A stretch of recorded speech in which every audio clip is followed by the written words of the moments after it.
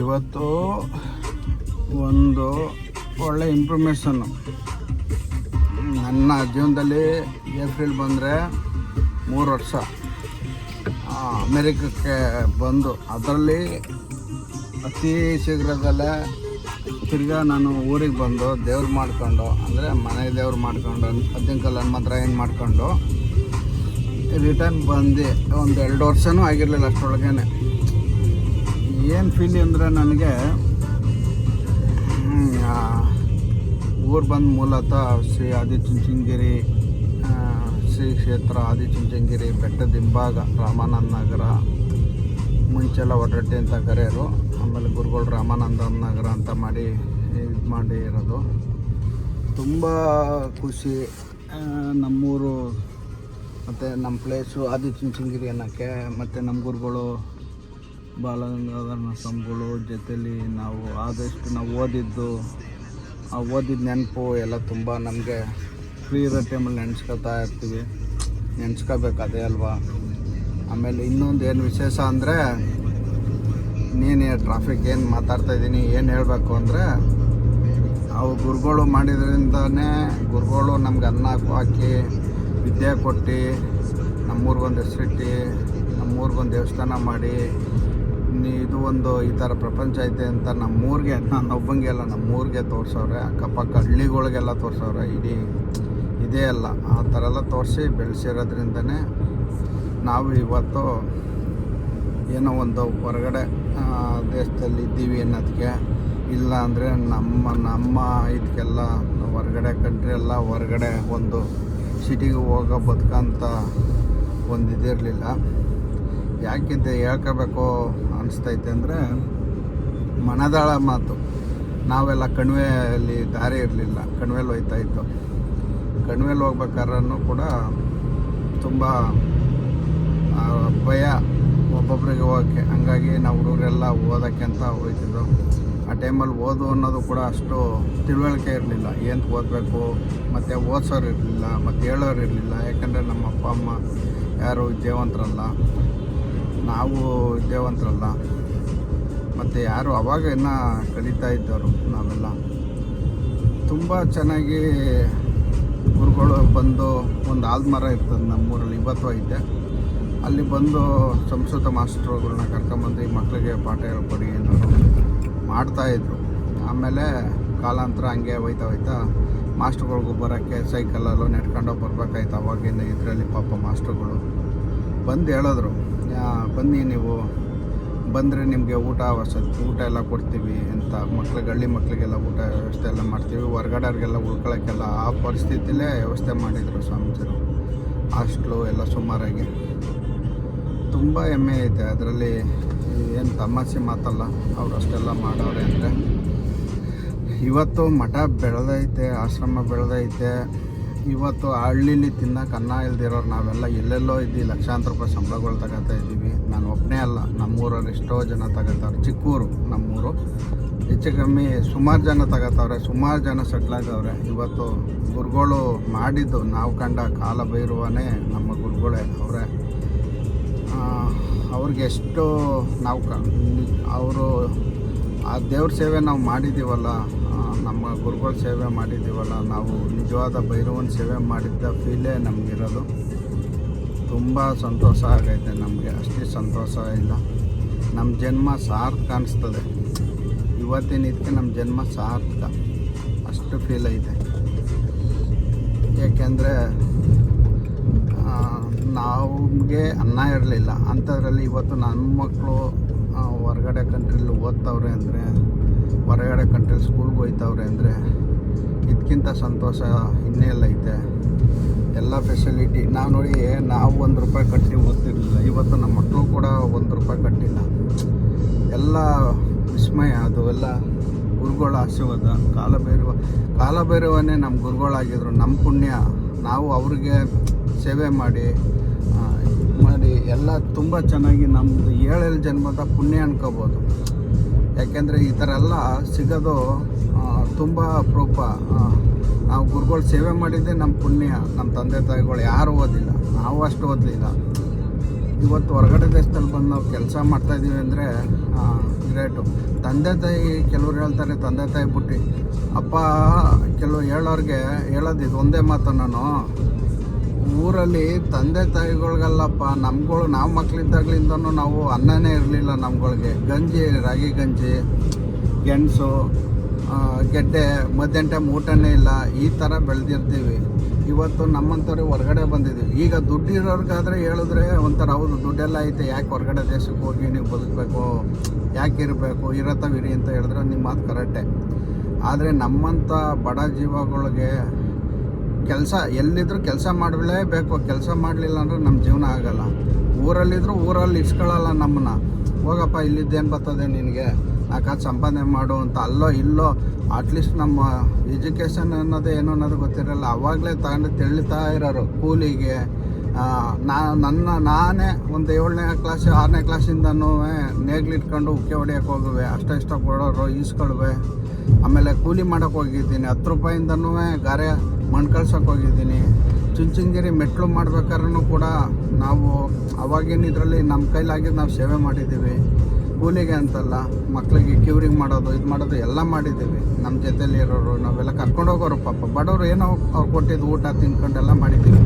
ಆ ಚೌಟ್ರಿಲೆಲ್ಲ ಮದುವೆ ಆಗಿ ಲಾಸ್ಟಲ್ಲಿ ಕರೆದು ಮಿಕ್ಕಿರೋ ಊಟಗಳು ಕೊಡೋರು, ತಿನ್ಕೊಂಡು. ಅದೇ ನಮ್ಗೆ ಅವತ್ತಿನ ಅದ್ದೂರಿ ಊಟ. ನಮಗೆ ಅವರು ಊಟ ಮಾಡಬಾರ್ದು ಆ ಥರ ಈ ಥರದ್ದೇನಿಲ್ಲ. ನಮ್ಗೆ ಸದ್ಯಕ್ಕೆ ಊಟ ಕೊಟ್ಟರೆ ಸಾಕಲ್ಲಪ್ಪ ಅಂತ ಕಾಯ್ತಾ ಇರೋವು. ಯಾವುದೋ ಅನ್ನ ಎಷ್ಟೋ ಸಲ ಚೌಟ್ರಿಗಳಲ್ಲಿ ಸ್ಕೂಲ್ ಮುಗಿಸ್ಕೊಂಡು ಬರ್ಬೇಕಾದ್ರೆ ಲಾಸ್ಟಲ್ಲಿ ಮಿಕ್ಕಿರೋ ಕರೆದು ಊಟ ಕೊಡೋರು. ಎಷ್ಟೋ ಟೈಮು ಸ್ಕೂಲಿಂದ ಕದ್ದು ಊಟಕ್ಕೋಸ್ಕರನೇ ಹೋಗಿದ್ದೀವಿ. ಆಮೇಲೆ ಊಟಕ್ಕೆ ಬೆಟ್ಟದ ಮ್ಯಾಗ ನಡ್ಕೊಂಡು ಹೋಗ್ಬೇಕಾಯ್ತು. ಅವೆಲ್ಲ ಪರಿಸ್ಥಿತಿ ಅನುಭವಿಸಿದ್ದೀವಿ. ಇವತ್ತು ಇಲ್ಲಿ ಬಂದಿದ್ದೀವಿ, ಮೂಟೆ ಊಟ ಮಾಡ್ತಾಯಿದ್ದೀವಿ ಅನ್ನೋ ಥರ ಅಲ್ಲ, ಹೊಟ್ಟೆಸ್ತಾಗ ಊಟ ಮಾಡಬೇಕಂತೆ, ಅಷ್ಟೇ ಪುಣ್ಯ ಅನ್ಕೋಬೋದು. ಅವತ್ತೇನು ಅವೆಲ್ಲ ಕಷ್ಟ ಅನ್ನಿಸ್ಲಿಲ್ಲ. ಇವತ್ತು ಕೆಲವರು ಮಾತಾಡ್ತಾರೆ, ತಂದೆ ತಾಯಿಗಳು ಬಿಟ್ಬಿಟ್ಟು ಹೊರಗಡೆ ಅವರು. ನಮ್ಮ ಜೀವನ ನಾವು ಬರಬೇಕು ಭಗವಂತನ ಅದು ಅನುಗ್ರಹ ಅಷ್ಟೇ. ನಾವು ಇಷ್ಟಿಷ್ಟು ದಿನ ಇಲ್ಲಿಲ್ಲೇ ಇರಬೇಕು, ಇಷ್ಟು ಊಟ ಮಾಡಬೇಕು, ಹಿಂಗಿರಬೇಕು ಅನ್ನೋದು ದೇವ್ರ ಅನುಗ್ರಹ ಅಷ್ಟೇ. ಬಿಟ್ರೆ ನಿಮ್ಮ ಮಾತಾಡೋದು ಯಾರ್ದು ಇದಲ್ಲ. ಅದು ನನ್ನ ಅನುಭವ. ಇದು ಯಾಕೆ ಇದು ಹೇಳ್ಕೊಳ್ತೀನಿ ಅಂದರೆ, ತಂದೆ ತಾಯಿಗಳು ಬಿಟ್ಟು ಇವತ್ತು ನೋಡ್ರಿ ಬದುಕಿದ್ರೆ ಬಾಯಿ ಬಡ್ಕೊತಾರೆ, ಕೆಟ್ಟರೆ ಇನ್ನೊಂದೇನೋ ಬಡ್ಕೊತಾರೆ ಅಂಥ ಪ್ರಪಂಚ ಇವಾಗ. ಅವಾಗ ಮುಂಚಿನ ಥರ ಪ್ರಪಂಚ ದೊಡ್ಡವರು ಚಿಕ್ಕವರು ಹಿರಿಯರು ಗುರುಗಳು ಅನ್ನೋ ಒಂದು ಫೀಲ್ಡಲ್ಲಿ ಇರೋರು ಅಂಥವ್ರು ಯಾರೂ ಇಲ್ಲ ಇವಾಗೆಲ್ಲ. ಮುಂಚೆ ನಮ್ಮೂರಲ್ಲಿ ಒಬ್ಬ ದೊಡ್ಡವರು ತುಂಬ ಜನ ಇದ್ದರು, ಒಬ್ಬಿಬ್ಬರಲ್ಲ. ನಮ್ಮ ಮಾವ ತೀರ್ಕೊಂಡ್ರೆಲ್ಲ ತುಂಬ ಭಯ ಇರೋವು ನಮಗೆ. ನಮ್ಮ ತಾತ ತೀರ್ಕೊಂಡ್ರೆ ತುಂಬ ಭಯ ಇರೋದು, ದೊಡ್ಡಪ್ಪ ಚಿಕ್ಕಪ್ಪ ತೀರ್ಕೊಂಡ್ರೆ ಭಯ ಇರೋದು, ಅತ್ತೆ ತೀರ್ಕೊಂಡ್ರೆ ಭಯ ಇರೋದು, ಎಲ್ಲರೂ. ಮತ್ತು ಊರಲ್ಲಿ ದೊಡ್ಡ ಮನುಷ್ಯರು ಕಂಡ್ರೆ ಭಯ ಇರೋದು. ಯಾರು ದೊಡ್ಡವ್ರು ಇರೋರಲ್ಲ ಅವ್ರು ಕಂಡ್ರೆ ಸಾಕು ಹೆದ್ರ್ಕೊಂಡು ಓಡೋಗುವ, ಗೋಲಿ ಆಡುವ, ಈಜು ಬೀಳುವ, ಹೊಡೀತಾರೆ ಅಂತ ಓಡೋಗುವ. ಇವತ್ತು ಯಾರು ನೀನು ಯಾರು ಅಂತಾರೆ. ಅವ್ರಿವ್ರಿಗೆ ಬೇರೆಯವ್ರಿಗೆ ಗೌಡ್ರಿಗೆ ಅವ್ರಿವ್ರಿಗೆ ಬೇರೆ ಅಂಥದ್ದೇನಿಲ್ಲ. ಊರಲ್ಲಿರೋ ಯಾರೇ ಒಬ್ಬ ಸಾಮಾನ್ಯ ಒಬ್ಬ ಮನುಷ್ಯ ಏನಾರು ಒಂದು ಬುದ್ಧಿ ಹೇಳ್ತು ಅಂದರೆ ನೀನು ಯಾವ ಊರು ದಾಸಯ್ಯ ಅಂತಾರೆ. ಅಂಥ ಕಾಲದಲ್ಲಿ ಇವತ್ತು ನಮ್ಮೂರುಗಳಲ್ಲಿ ದೊಡ್ಡವ್ರು ಚಿಕ್ಕವರು ಅನ್ನೋ ಬೆಲೆ ಇದು ಇಲ್ಲ, ಕಾಣ್ತಾ ಇಲ್ಲ. ಹಳ್ಳಿಗಳಲ್ಲಿ ಎಲ್ಲಿ ಕೇಳ್ತಾ ಕಾಣ್ತಿದ್ದೀವಿ. ಊರೊಂದರಲ್ಲಿ ಒಂದು ಹಳ್ಳಿ ಕಟ್ಟೆ ಇರೋದು, ಒಂದು ನ್ಯಾಯ ಇರೋದು, ಒಂದು ಪಂಚಾಯತ್ ಇರೋದು, ಇವೆಲ್ಲ ತುಂಬ ಇರೋವು. ಇವಾಗ ಎಲ್ಲಿ ನೋಡ್ತೀವಿ ನಾವು? ಮಕ್ಳುಗಳು ನಾವೇ ಹೇಳುತ್ತೆ, ಅವ್ನು ಯಾರು ನಿಂಗೆ ಹೊಡೆಯೋಕ್ಕೆ, ದೊಡ್ಡ ಮಾಡಿದ ಯಾರು ಹೊಡೆಯೋಕ್ಕೆ, ಅತ್ತೆ ಹೊಡೆದ ಯಾರು ಹೊಡೆಯೋಕ್ಕೆ, ಈ ಥರ ಬೆಳೆಸ್ಬಿಡ್ತಿದ್ದೀವಿ ಮಕ್ಳುಗಳ್ನ. ಭಯ ಭಕ್ತಿಲಿ ಬೆಳೆಸಲ್ಲ. ಮುಂಚೆ ದೊಡ್ಡಪ್ಪ ಚಿಕ್ಕಪ್ಪ ತಾತ ಅಮ್ಮ ಅಪ್ಪ ಅಂತ ಹೇಳಿ ಭಯ ಇಡೋರು. ನಮ್ಮ ಗುರುಗಳಿಗಾದರೂ ಅಷ್ಟೇ. ಇಲ್ಲಿ ಗುರುಗಳು ಅಂದರೆ ಸೇಕು. ನಾವು ಅವ್ರ ಮುಂದೆ ನಿಂತ್ಕೊತಾನೆ ಫೋಟೋ ಇರಲಿ. ಆಗಿನ ಕಾಲದಲ್ಲಿ ಫೋಟೋನು ಗೀಟೋನು ಯಾವ ಇರಲಿಲ್ಲ. ಅವ್ರು ಬಂದರೆ ನಮಗೆ ಆಟೋಮೆಟಿಕ್ಕಾಗಿ ವೈಬ್ರೇಷನ್ ಆಗೋದು ಮೈ ಕೈ ಎಲ್ಲ. ಯಾಕೆ ಅಂದರೆ ಗುರುಗಳು ಒಂದು ವೈಬ್ರೇಷನ್ ಹಂಗಿತ್ತು ನಮಗೆ ಎಲ್ಲರಿಗೂ. ನಮಗೆ ನಾವೇನು ಅಲ್ಲ, ನಮಗೆ ಅಂತಲ್ಲ, ನಮ್ಮ ಗುರುಗಳು ಮುಂಚೆ ಮೈಸೂರು ಮಠಕ್ಕೆ ಕರ್ಕೊಂಡೋಗ್ಬಿಟ್ರು. ಸೋಮೇಶ್ವರನ ಸ್ವಾಮೀಜಿ ಅಂತ ಅಂಚೆ ಚಿಕ್ಕನಹಳ್ಳಿ. ಇಲ್ಲಿ ಅವರು ಆಲ್ತಿಗೆ ಬಂದು ಅಮರನಾಥ ಸ್ವಾಮಿಗಳ ಹತ್ರ ಇದಾಗಿ ಸ್ವಾಮಿಗಳ ಜೊತೆ ಬೆಳೆದು ಅವೆಲ್ಲ ನಮಗೆಲ್ಲ ತುಂಬ ಮಾರ್ಗದರ್ಶಿಗಳು ಗುರುಗಳು. ಮೈಸೂರು ಸ್ವಾಮಿಗಳು ಮೈಸೂರು ಬ್ರ್ಯಾಂಚಿಂದ ನಾವು ಅಲ್ಲಿ ಬ್ರ್ಯಾಂಚಾಗಿ ಕೆಲಸ ಮಾಡಿರೋ ಸುಮಾರು ಜನ ಹೊರಗಡೆ, ಸುಮಾರು ಜನ ಅಂದರೆ 4 ಜನ ನಾವು ಮೈಸೂರು ಬ್ರಾಂಚಲ್ಲಿ ಕೆಲಸ ಮಾಡಿರೋರು ಇವತ್ತವರೆಗೂ ಹೊರಗಡೆ ದೇಶಕ್ಕೆ ಬಂದು ಕೆಲಸ ಮಾಡಿರೋರು. ಅದರಲ್ಲಿ ತುಂಬ ಸಂತೋಷ ಆಗುತ್ತೆ. ಅದರಲ್ಲೂ ನಮಗೆ ಅಡುಗೆ ಕಳಿಸಿದ ಗುರುಗಳು ಚಿಕ್ಕಣ್ಣ ಅಂತ ನಂದೀಶ್ ಅಂತ ಕರೆಯೋರು ಮಠದಲ್ಲಿ ಡಣ್ಣಾಯ್ಕಂಪುರ. ಅವರು ಕೂಡ ಫಸ್ಟು ಆಲ್ಮೋಸ್ಟು 2000 ಇಸ್ವಿಲಿ ಬಂದು ಅವರು ಒಂದು 5 ವರ್ಷ ಸರ್ವಿಸ್ ಮಾಡಿ ಮೈಸೂರಲ್ಲೆಲ್ಲ ಜಾಗ ತಗೊಂಡು ಮದುವೆ ಆಗಿ ಚೆನ್ನಾಗಿ ಸೆಟ್ಲಾಗಿ ಅವ್ರಿಗೂ ಒಂದು ಜೀವನ ರೂಪಿಸ್ಕೊಂಡ್ರು. ಅದಾದಮೇಲೆ ನಾನು ಡಣ್ಣಾಯ್ಕಂಪುರದಿಂದನೇ ಇನ್ನೊಂದು ಹುಡುಗನೂ ಕೂಡ ಶಿವಕುಮಾರ್ ಅಂತ ನಮ್ಮೂರು ನಾಗೇಶನ ಬೇಕು ಯಾರೋ ಒಬ್ರು ಹೆಲ್ಪ್ಗೆ ನನಗೆ ಹೆಲ್ಪ್ಗೆ ಅವಾಗ ನಾನು ಅಡುಗೆ ಮಾಡೋಕ್ಕೆ ಸ್ಟಾರ್ಟ್ ಆದಾಗ ನನಗೆ ಹೆಲ್ಪರ್ ಯಾರು ತಗೋ ಅಂತ ನಮ್ಮ ಗುರುಗಳು ಹೇಳಿದಾಗ ಅವ್ರನ್ನ ಕರ್ಕೊಂಬಂದು ಆ ಹುಡುಗನೂ ಕೂಡ ಬಂದು ಸೇವೆ ಮಾಡಿ ಇಲ್ಲಿ ದೇವಸ್ಥಾನದಲ್ಲಿ ಪ್ರಸಾದ ನೈವೇದ್ಯ ಮಾಡಿ ಒಂದು 5 ವರ್ಷ ಅವನು ಬಂದು ಮದುವೆ ಮಾಡಿಕೊಂಡು ಸೆಟ್ಲಾಗಿ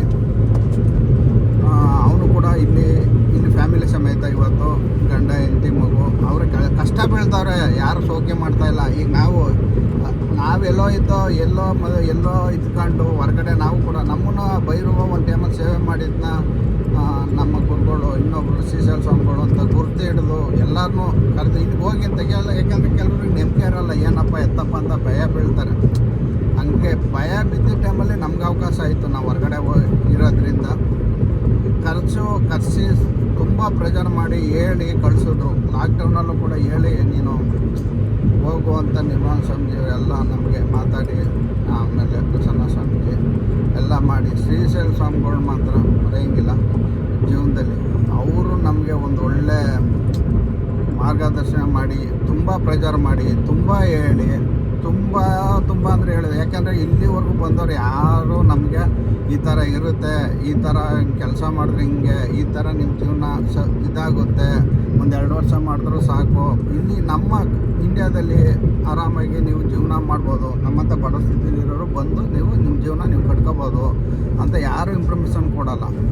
ಅಂಥದ್ರಲ್ಲಿ ಅವರು ಕೊಟ್ಟು ನಾವು ಹೊರಗಡೆ ಬಂದು ಈಗಾಗಲೇ 3 ವರ್ಷ ಆಯ್ತೈತೆ. ಇರೋ ಪರ ಒಂದು ಹೆಚ್ಚು ಕಮ್ಮಿ ನನಗೆ ಆ ಟೈಮಲ್ಲಿ ನಾನು ಕೆಲಸ ಮಾಡ್ಬೇಕಾದ್ರೆ ನನಗೊಂದು 20 ಲಕ್ಷ ಗಂಟೆ ಮೋಸ ಮಾಡಿರೋ ಜನಗಳು. ಮೋಸ ಅಂದರೆ ಎಲ್ಲ ಏನು ಮಾಡೋಕ್ಕಾಗಲ್ಲ, ಅವ್ರ ಹತ್ರ ದುಡ್ಡಿದ್ರೆ ಕೊಡೋರು, ದುಡ್ಡಿಲ್ಲ ಏನು ಮಾಡೋಕ್ಕಾಗಲ್ಲ, ಅವ್ರನ್ನ ನಾವು ಕೇಳೋಕ್ಕಾಗಲ್ಲ, ಕೇಳಿದ್ರೂ ಸಿಗಲ್ಲ. ಅವ್ರಿಂದ ಫಾಲೋ ನಾನು ಮಾಡ್ಕೊಂಡು ಹೋದರೆ ನಾವು ದುಡಿಯೋದನ್ನು ಕೂಡ ನಾವು ಹಾಳು ಮಾಡ್ಕೋಬೇಕಾಯ್ತದೆ. ಕೋರ್ಟು ಕಚೇರಿ ಎಲ್ಲನೂ ಹತ್ತಿದಾಯಿತು. ತುಂಬ ನಂಬಿಕೆ ತುಂಬ ಹತ್ರದವರು ಎಲ್ಲರಿಂದನೂ ಮೋಸ ಹೋಗಿ ಒಂದು 20 ಲಕ್ಷ ಗಂಟೆ ಮೋಸನೂ ಕೂಡ ಮಾಡಿದ್ರು. ನಾನು ಸಂಪಾದನೆ ಮಾಡಿದ್ರಲ್ಲಿ ಬೆಂಗಳೂರಲ್ಲಿ ಹೊರಗಡೆ ಬಂದು ನಮಗೂ ಗಾಡಿಯೆಲ್ಲ ಆಕ್ಸಿಡೆಂಟ್ ಆಗಿ ನಾವು ತುಂಬ ಅನುಭವಿಸ್ತು. ಫ್ಯಾಮಿಲಿ ಅಂದರೆ ಫಸ್ಟ್ ವೈಫು ಅವರು ಕೂಡ ಕಳ್ಕೊಂಡು 2016ನೇ ಇಸ್ವಿಲಿ ಬಂದು ನೋಡ್ತಾರೆ ಅಷ್ಟೇ ಜನ. ಯಾರೇ ಆಗಲಿ ಬಂದು ನೋಡ್ತಾರೆ, ಯಾರು ₹1 ಕೊಡಲ್ಲ. ಸಂಬಂಧಿಕರಾಗಲಿ ಅವರಾಗಲಿ ಕೊಡ್ತಾರೆ, ಮಾಡೋರೆ, ಮಾಡಿಲ್ಲ ಅಂತೇನಿಲ್ಲ. ನಮ್ಮ ತಂಗಿರೆಲ್ಲ ಮಾಡೋರು ಆ ಟೈಮಲ್ಲಿ ಇಲ್ಲ ಅಂತಲ್ಲ. ಸ್ನೇಹಿತರು ಅವರೇ ಮಾಡ್ತಾರೆ. ನಂಬಿಕೆನೇ ನಮ್ಮ ಜೀವನ.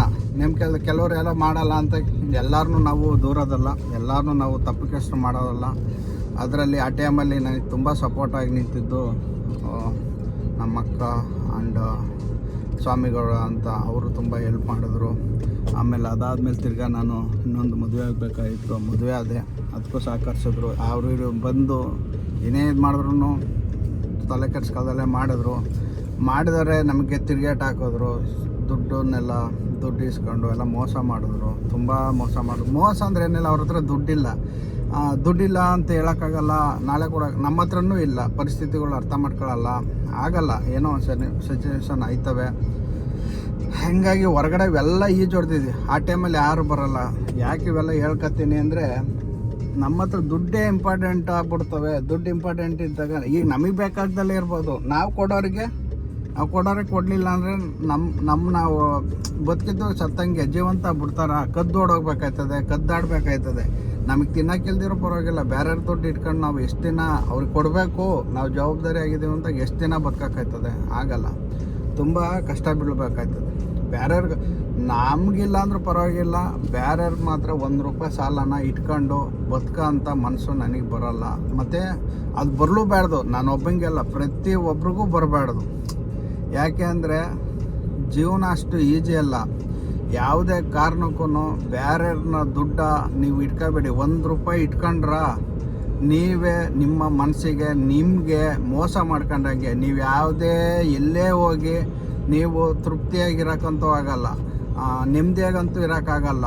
ನೀವು ನೀವು ₹1 ಸಾಲ ಇಲ್ಲ, ಒಬ್ರದ್ದು ₹1 ನಮ್ಮ ಮೇಲೆ ಇಲ್ಲ, ನಮ್ಮದೇ ಇನ್ನೊಬ್ರು. ಈಗ ನನಗೆ ಖುಷಿ ಐತೆ, ನನಗೆ ಹೆಮ್ಮೆ ಐತೆ, ನನ್ನದೇ ಹೊರಗಡೆ 20 ಲಕ್ಷ ಬೇರೆಯವ್ರ ಮೇಲೆ. ಅವರು ನಾನು ಸಂಪಾದನೆ ಮಾಡಿದ್ರೆ ಅವ್ರು ಚೆನ್ನಾಗವ್ರ, ನನಗೆ ಸಂತೋಷ. ಅದು ನನ್ನಿದಲ್ಲ, ಅದು ಭಗವಂತ ಮಾಡಿಸಿರೋದು ನನ್ನ ಕೈ ಹಿಡೆಯಿಂದ ಅಂತ ನಾನು ಫೀಲ್ ಆಯ್ತೀನಿ. ನನಗೆ ಅದರಲ್ಲಿ ಏನು ಬೇಜಾರು. ಅದೇ ನಾನು ಕೊಡಬೇಕು ಅನ್ನೋ ಫೀಲಿಂಗ್ ಇದ್ದರೆ ತುಂಬ ಬೇಜಾರಾಗುತ್ತೆ. ಯಾಕೆಂದರೆ ಅಷ್ಟಿಷ್ಟು ನಾನು ಬದುಕಿದ್ರು ಸತ್ತಂಗೆ. ಅದು ಆ ಥರ ಬದುಕೇ ಬೇಡ ನಮಗೆ.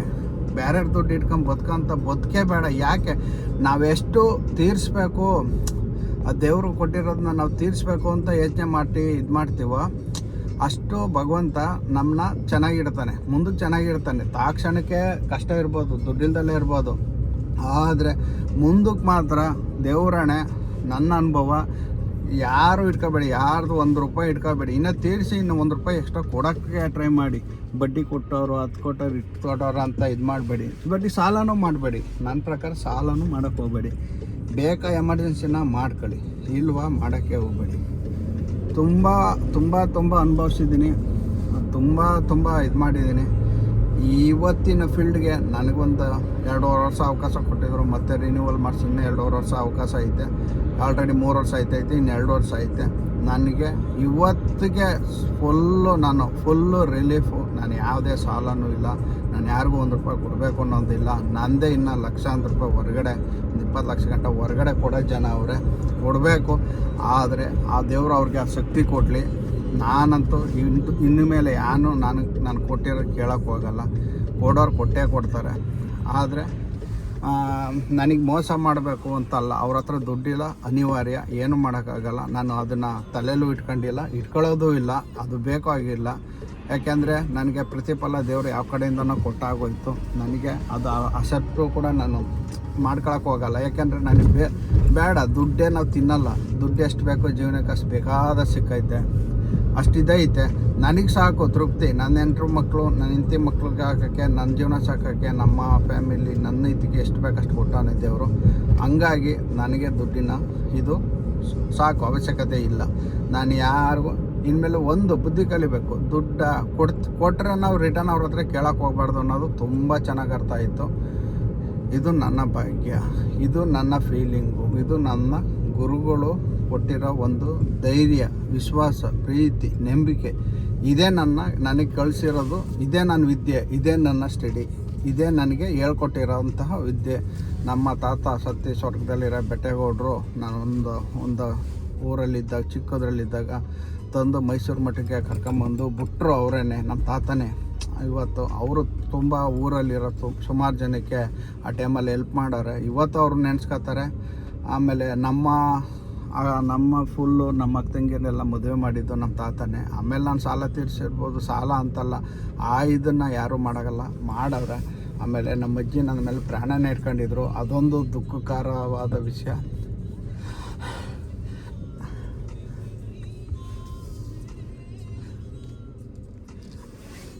ನಾನು ಹೊರಗಡೆ ಇದ್ದಾಗ ಅವ್ರು ತೀರೋದ್ರು.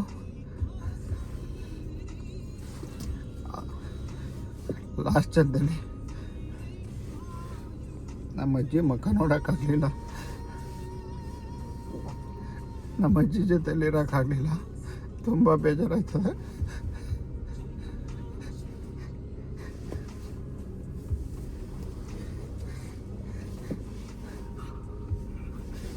ಅದಕ್ಕಿಂತ ನಾವು ನಮ್ಮನ್ನ ಎತ್ತಿ ಆಡಿಸಿ ತಾಯಿಗಿಂತ ಯಥೇಚ್ಛವಾಗಿ ಸಾಕಿದ್ದು ನಮ್ಮ ಅಜ್ಜಿ.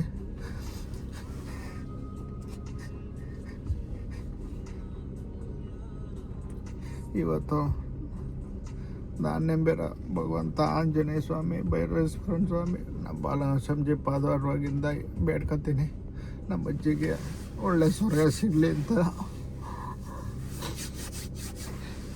ಏಕೆಂದರೆ ಅಂಥ ಪರಿಸ್ಥಿತಿಲಿ ನಾವಿರ್ತೀವಿ, ಯಾರಿಗೂ ಗೊತ್ತಾಗಲ್ಲ.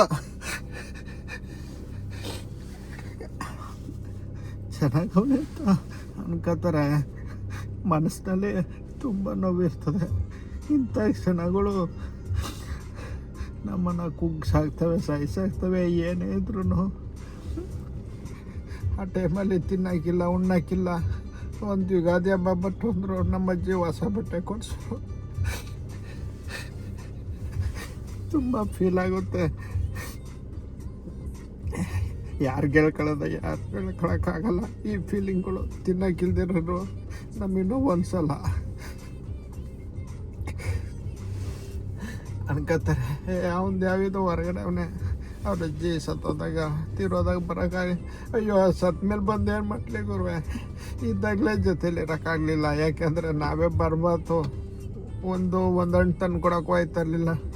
ನಾವು ಇಲ್ಲಿದ್ದ ಚೆನ್ನಾಗಿ ನೋಡ್ಕೊಳ್ಳಿ ಅಂತ ಹೇಳಿ ಇದು ಮಾಡ್ಬೋದು, ಸಪೋರ್ಟ್ ಮಾಡ್ಬೋದು. ಅಷ್ಟು ಬಿಟ್ರೆ ನಾವು ಹತ್ರದಲ್ಲಿದ್ದು ಒಂದು ಹಣ್ಣು ಕೊಡೋಕ್ಕಾಗಲಿಲ್ಲ ಅಂದರೂ ನಾವು ಏನು ನೋಡ್ಕೊಂಡಂಗಾಗುತ್ತೆ. ಇವೆಲ್ಲ ಕಟ್ಟಾಕೊಂಡು ಬಂದು ಹೊರಗಡೆ ದೇಶದಲ್ಲಿ ಗೊತ್ತಿರ್ತವೆ ನಮ್ಮ ಪರಿಸ್ಥಿತಿ ಹಿಂಗೆ ಬಂದ್ರೆ ಹಿಂಗೆ ಆಯ್ತವೆ ಅಂತ. ಕಂಡೇನೆ ಬಂದಿರ್ತೀವಿ, ತೀರೋದ್ಮೇಲೆ ಬಂದು ಏನು ಮಾಡೋದು. ಬೇಜಾರು, ನನ್ನ ಮಾತ್ರ ಸಿಕ್ಕಾಪಟ್ಟೆ ಬೇಜಾರಾಯಿತು.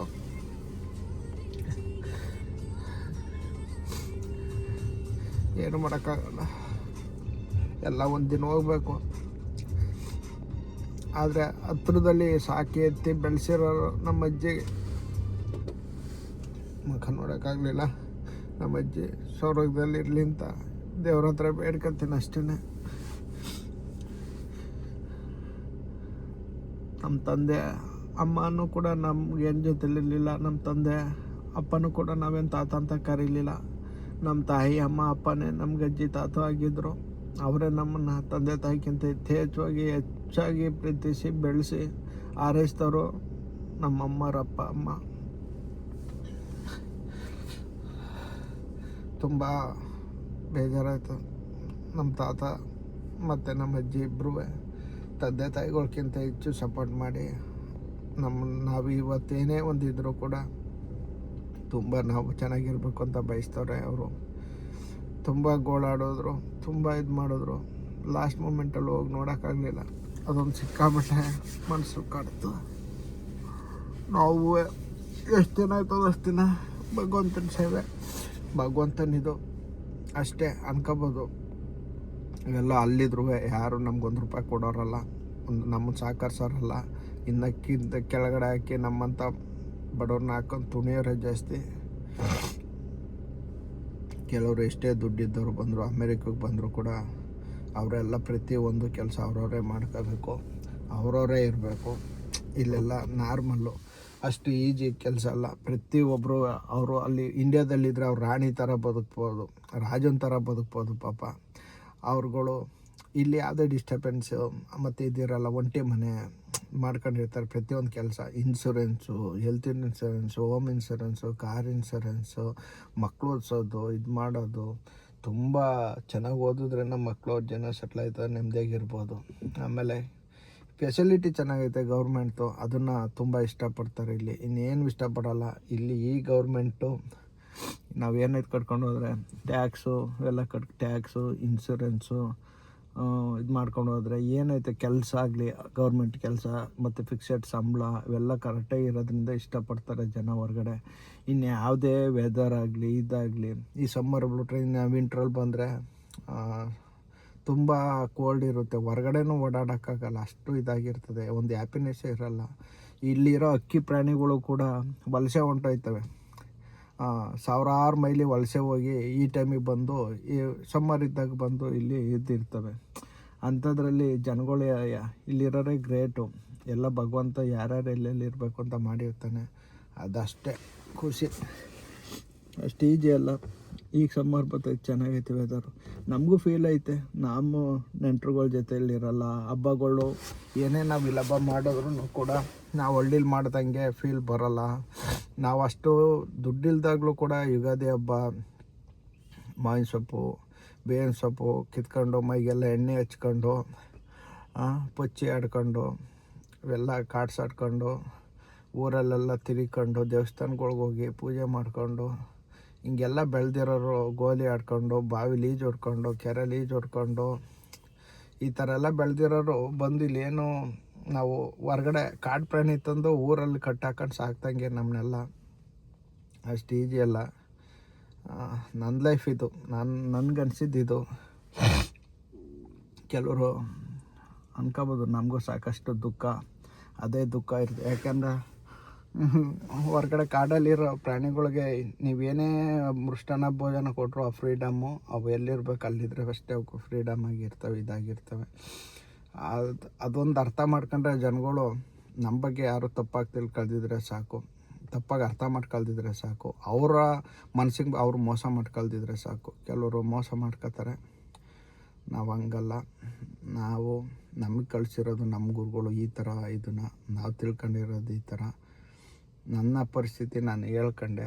ನಿಮ್ಗೆ ಯಾರೋ ಬೇಜಾರಾಗಿದ್ದರೆ ಕ್ಷಮಿಸಿ. ಇದನ್ನು ನಾನು ಖಂಡಿತ ಯೂಟ್ಯೂಬಲ್ಲಿ ಅಪ್ಲೋಡ್ ಮಾಡ್ತೀನಿ. ನಿಮ್ಮ ಅನಿಸಿಕೆ ನಿಮ್ಮ ಅನ್ನಿ, ಮತ್ತು ನಿಮ್ಮ ಮಕ್ಕಳ ಜೊತೆ, ನಿಮ್ಮ ಹೆಂಡತಿ ಮಕ್ಕಳ ಜೊತೆ, ನಿಮ್ಮ ತಾಯಿ ತಂದೆ ಜೊತೆ ನೀವು ಸುಖವಾಗಿ, ಯಾರು ಏನು ಎತ್ಕೊಂಡು ಹೋಗಲ್ಲ. ಎಲ್ಲರೂ ಇರೋ ಕ್ಷಣಗಳ್ನ ತುಂಬ ಚೆನ್ನಾಗಿ ಇದು ಮಾಡಿ, ನೀವು ಎಂಥ ಬಡವರಾಗಿದ್ರು ನೀವು ಒಂದು ಜಾತ್ರೆಗೆ ಹೋಗಿ, ನೀವು ಒಂದು ಎಂಥ, ನಮಗೆಲ್ಲ ಆ ಫೀಲ್ ತುಂಬ ಚೆನ್ನಾಗೈತೆ. ಒಂದು ಸಂತೆಗೆ ಹೋಗು, ನಾವು ಆ ಕಷ್ಟಪಟ್ಟು ಒಂದು ಸಂತೆಗೆ ಹೋಗಿ ಹುಲ್ಲು ಮಾರ್ತಾಯಿದ್ದು ಜೋಡಗಟ್ಟೆಯಲ್ಲಿ, ಅದು ನಮಗೊಂಥರ ಎಂಜಾಯ್ಮೆಂಟೇ ಇದ್ದಂಗಿತ್ತು. ಒಂಥರ ನಮ್ಗೆ ಅದೇ ಒಂಥರ ವೀಕೆಂಡು ಟ್ರಿಪ್ ಇದ್ದಂಗಿತ್ತು. ಹುಲ್ ಕುಯ್ಕೊಂಡು ಹೋಗೋದು, ಸಂತೆಗೆ ಹಾಕೋದು, ಒಂದು ಬೂದ್ ಬಾಳೆಹಣ್ಣು ತಗೊಳ್ಳೋದು, ಮಾದೇಶ್ಪುರ ಮೇಲೆ ಹೋಗೋದು, ಬಾಳೆಹಣ್ಣು ಮೊಸರು ಹಾಕಿರೋರು ಜೋಳಗಟ್ಟೆ ಅದೆಲ್ಲ ತಿನ್ಕೊಂಡು ಬೆಳೆದಿದ್ದು. ಅವೆಲ್ಲ ನಮ್ಗೆ ಅವೆಲ್ಲ ಒಂದು ಪಿಕ್ನಿಕ್ ಥರನೇ. ಆಗ ಅನಿಸ್ತಿರ್ಲಿಲ್ಲ, ಈಗ ಅನಿಸ್ತೈತೆ ಆ ಥರ. ಈ ಕಾಡಿಗೆ ದನ ಕರ ಕಾಯಕ್ಕೆ ಹೋಗುವ, ಅಲ್ಲಿ ಈತ್ಲನ್ನು ಕಿತ್ಕೊಂಡು ತಿನ್ನೋದು, ಬಡ್ರಿನೆಲ್ಲ ಅಂತ ಇರೋದು, ಅಲ್ಲೆಲ್ಲ ತೆಂಗಿನಕಾಯಿ ಬಿದ್ದಿರೋ ಬೇರೆ ತೋಟದಲ್ಲಿ ಕೆಳಗಡೆ ಬಿದ್ದಿರೋ ಕತ್ಕೊಂಬಂದು ತಿನ್ಕೊಳ್ಳೋವು, ಬಿಕ್ಲಿಕ್ಕೆ ಹಣ್ಣು ತಿನ್ನೋವು, ತುಂಬ ಎಂಜಾಯ್ಮೆಂಟ್ ಮಾಡಿದೆ. ಗೆಡ್ಡೆ ಗೆಣಸು ಎಲ್ಲ ತಿನ್ನೋವು, ಅವೆಲ್ಲ ನೋಡಿ. ಅವೆಲ್ಲ ನಮಗೆ ಇವತ್ತು ಅವೆಲ್ಲ ಆಯುರ್ವೇದಿಕ್ ಔಷಧಿಗಳಾಗವೆ. ಆ ಟೈಮಲ್ಲಿ ಮಕ್ಳುಗಳನ್ನ ನಮಗೆ ಗೊತ್ತಿಲ್ಲದಲ್ಲೇ ನಾವು ತಿಂದಿದ್ದೀವಿ. ಹುಳ್ಳಿಕಾಳು ಹುರ್ಕೊಂಡು ತಿನ್ನೋದು ಎಲ್ಲ ಸುಮಾರು ಆಟಗಳು ಆಡಿದ್ವಿ. ಇವತ್ತು ನಮ್ಮ ಮಕ್ಳುಗಳಿಗೆ ಆ ಎಂಜಾಯ್ಮೆಂಟ್ ಇಲ್ಲ. ಇವತ್ತು ಕಾರಲ್ಲಿ ಹೋಗೋದು, ಕಾರಲ್ಲಿ ಬರೋದು, ಇವೆಲ್ಲ ಆ ಎಂಜಾಯ್ಮೆಂಟ್ ಇರಬೇಕು. ಮಕ್ಳುಗಳು ಚೆನ್ನಾಗಿ ಬೆಳೆದಿರ್ತಾರೆ, ಅವೆಲ್ಲ ಫೀಲ್ ಇರ್ತದೆ. ನನಗನ್ಸಿದ ಫೀಲ್ ಇದು. ತುಂಬ ಬೇಜಾರಾಗಿದ್ದು ನಮ್ಮ ಅಜ್ಜಿ ತೀರೋದಾಗ ಹೋಗ್ದಲ್ಲೇ ಇರೋದು. ಆ ಟೈಮಲ್ಲಿ ನಾನು ಇರಲಿಲ್ಲ. ಅದು ಕೂಡ ಇಲ್ಲಿ ನಾನು ಕೆಲಸ ಮಾಡೋ ಜಾಗದಲ್ಲಿ ಇರಲಿಲ್ಲ. ಆಗ ನ್ಯೂ ಜೆರ್ಸಿಗೆ ನಮ್ಮ ಗುರುಗಳು ಬಂದಿದ್ದರು. ಡಾಕ್ಟರ್ ನಿರ್ಮಲಾ ಸ್ವಾಮೀಜಿ, ಆಮೇಲೆ ಪ್ರಸನ್ನ ಸ್ವಾಮೀಜಿ, ನಮ್ಮ ಮೈಸೂರಲ್ಲಿ ಸಾಕಿ ಬೆಳೆಸಿದ್ದ ಸೋಮೇಶ್ವರನ ಸ್ವಾಮೀಜಿ, ಶ್ರೀಶೈಲ ಸ್ವಾಮೀಜಿ, ಎಲ್ಲರೂ ನ್ಯೂ ಜೆರ್ಸಿಗೆ ಬಂದಿದ್ದರು. ಅಕ್ಕ ಸಮಾವೇಶನ ಫಂಕ್ಷನ್ ನಡೀತಾಯಿತ್ತು. ಆಗ ಆ ಟೈಮಲ್ಲಿ ಅಲ್ಲಿರೋದ್ರಿಂದ ಇಲ್ಲಿದ್ದಿದ್ರಂತೂ ನಮ್ಮ ಅಕ್ಕ ಹೇಳಿದ್ರು, ಬಂದು ಒಂದು ಸತಿ ಸತ್ತಾಗ ನೋಡೋಕ್ಕಿಂತ ಇದ್ದಾಗ ಬಂದು ಅವ್ನು ಮಾತಾಡ್ಸೋ, ನಿನ್ನ ಕಂದ್ರಿಸ್ತವ್ರವರು. ತುಂಬ ಯಾರೇ ಬಂದ್ರೂ ಮಂಜ ಬಂದ ಅಂತ ಕಣ್ಬಿಟ್ಟು ನೋಡ್ತವ್ರೆ ಅಂತ ಕಾಡ್ತಾಯಿತ್ತು. ಸಿಕ್ಕಾಬಟ್ಟೆ ಕಾಡ್ತಿತ್ತು, ಹೋಗ್ಬೇಕು ಅಂತ. ಆದರೆ ಪರಿಸ್ಥಿತಿ ನ್ಯೂ ಜೆರ್ಸಿಯಿಂದ ಇಲ್ಲಿಗೆ ಬಂದು ಸಾಗಿನದಿಂದ ತಿರ್ಗಿ ನಾನು ಫ್ಲೈಟ್ ಬುಕ್ ಮಾಡ್ಕೊಂಡು ಬರೋ ಪರಿಸ್ಥಿತಿಗೆ ಟೈಮ್ ಆಗೋಯ್ತು. ಅಷ್ಟೊಳಗೆ ಅಲ್ಲೇ ಆಯಿತು, ಬರ್ತೀನಿ, ನಾನು ಹೇಳ್ತೀನಿ ಅಂತ ನಾಳೆ ಹೊರಡ್ಬೇಕಾಯ್ತು. ಹೇಳಿ ಬುಕ್ ಮಾಡ್ಕೊಂಡು ಅಷ್ಟೊಳಗೆ ತೀರೋದ್ರು ಅಂದರು. ಮತ್ತು ಇಲ್ಲಿಗೆ ಬಂದು ಇದು ಮಾಡಿ ಹೋಗೋಕ್ಕೆಲ್ಲ 4-5 ದಿನ ಟೈಮ್ ಆಯ್ತದೆ ಅಂದ್ಬಿಟ್ಟು ಆ ಟೈಮಲ್ಲಿ ಬರೋಕ್ಕಾಗಲಿಲ್ಲ. ಸಿಕ್ಕಾಬಟ್ಟೆ ಬೇಜಾರಾಯಿತು. ಅದು ನನಗೆ ಹೇಳ್ಕೊಳ್ದಲ್ಲೇ ಇರೋಷ್ಟು ಆ ದುಃಖ ಅಂದ್ರೇ, ಕಷ್ಟ ಅಂದಿದ್ರೇ ಆವಾಗಲೇ ನನಗೆ ನಮ್ಮ ಅಜ್ಜಿ ತೀರೋದಾಗ ತುಂಬ ಫೀಲ್ ಬಂತು. ಅಷ್ಟು ಬಿಟ್ರೆ ಇನ್ನೇನು ಫೀಲ್ ಆಗಲಿಲ್ಲ. ತುಂಬ ಫೀಲ್ ಆಯಿತು. ಕೆಲವ್ರು ಕಳ್ಕೊಂಡಾಗ ಎಲ್ಲರೂ ಸಿಗಲ್ಲ, ಅದು ಏನು ಮಾಡೋಕ್ಕಾಗಲ್ಲ. ಎಷ್ಟು ದೂರದಿಂದ ಬರೋಕ್ಕೆ 2 ದಿನ ಆಗುತ್ತೆ. ಇಲ್ಲಿ ಇವತ್ತು ಬಿಟ್ರೆ ಇನ್ನು 2 ದಿನ ಆಗುತ್ತೆ ನಾವು ಬರೋಕ್ಕೆ. ಅಷ್ಟು ದೂರದಲ್ಲಿದ್ದೀವಿ. ತಿಳ್ಕೊಬೇಕು, ಅರ್ಥ ಮಾಡ್ಕೋಬೇಕು ಅಷ್ಟೇ ಜನ. ನಾನು ಅವ್ರು ಏನಕ್ಕೆ ಅರ್ಥ ಮಾಡ್ಕೋಬೇಕು ಅನ್ನೋದು ಈ ಭಗವಂತನ ಸನ್ನಿಧಿಲಿ ನಿಂತ್ಕೊಂಡು ಹೇಳೋದು ಅಷ್ಟೇ. ಅವ್ರು ಮೋಸ ಮಾಡ್ಕೊಳ್ದಿದ್ರೆ ಸಾಕು, ಅವರು ಮಾತಾಡಿ ಕೆಟ್ಟವರಾಗ್ದಿದ್ರೆ ಸಾಕು. ಏನು ಮಾತಾಡಲಿಲ್ಲ ಅಂದ್ರೂ ಪರವಾಗಿಲ್ಲ, ಕ್ಷಮಿಸ್ತಾನೆ ಭಗವಂತ. ಸುಮ್ಮನೆ ಊಹೆ ಪೂಹೆ ಮಾಡ್ಕೊಂಡು ಮಾತಾಡಿ ಅವ್ರುಗಳು ಕಷ್ಟಕ್ಕೆ ಸಿಗಾಕಬಾರ್ದು ಅನ್ನೋದೇ. ಯಾಕೆಂದರೆ ಅವರು ನಮ್ಮವರೇ ಆಗಿರ್ತಾರೆ. ಕಷ್ಟ ಸಿಗಾಕ ಕಷ್ಟ ಅನುಭವಿಸ್ಬಾರ್ದು ಅನ್ನೋದೇ ನನ್ನ ಉದ್ದೇಶ ಅಷ್ಟೇ, ಇನ್ಯಾವ ಉದ್ದೇಶನೂ ಅಲ್ಲ. ಜೈ ಶ್ರೀರಾಮ್. ಏನಾರು ತಪ್ಪಿದರೆ ನನ್ನನ್ನು ಕ್ಷಮಿಸಿ. ನನಗೆ ಮಾತಾಡೋದು ಅಷ್ಟು ಸ್ವಚ್ಛವಾಗಿ ಬರೋಲ್ಲ. ಇತ್ತೀಚೆಗೆ ಸ್ವಲ್ಪ ಮಾತಾಡೋ ಅಭ್ಯಾಸ ಆಗಿ ಇವಾಗ ಮಾತಾಡ್ತಾಯಿದ್ದೀನಿ. ಇಷ್ಟೇ ನನ್ನ ಫೀಲು. ಹೊರಗಡೆ ದೇಶಕ್ಕೂ ನಮ್ಮ ದೇಶಕ್ಕೂ ನಾವು ಬೆಳೆದಿರೋ ವಾತಾವರಣಕ್ಕೂ ಹೇಳ್ಕೊಳ್ಳೋದು ಇದೇ ನಮ್ಮ ಫೀಲು. ಹೆಂಡತಿ ಮಕ್ಕಳು ಬಿಟ್ಟಿದ್ದೀವಿ. ನಮ್ಮ ಮಗಳು ಕೂಡ ಇದ್ದಾಳೆ. ಒಂದು ಇರೋಷ್ಟು ದಿನ ಜೊತೆಲಿರಬೇಕು ಅನ್ನೋದೇ ಆಸೆ ಪಡ್ತೀವಿ. ಎಷ್ಟು ದಿನ ಇರೋಣ, ಹೆಂಗಾರು ಇರೋಣ, ಭಗವಂತನ ಆಶೀರ್ವಾದ ತಗೊಂಡು ಜೊತೆಲಿರೋಣ ಅಂತ ಇಷ್ಟಪಡ್ತೀವಿ. ಜೈ ಶ್ರೀರಾಮ್.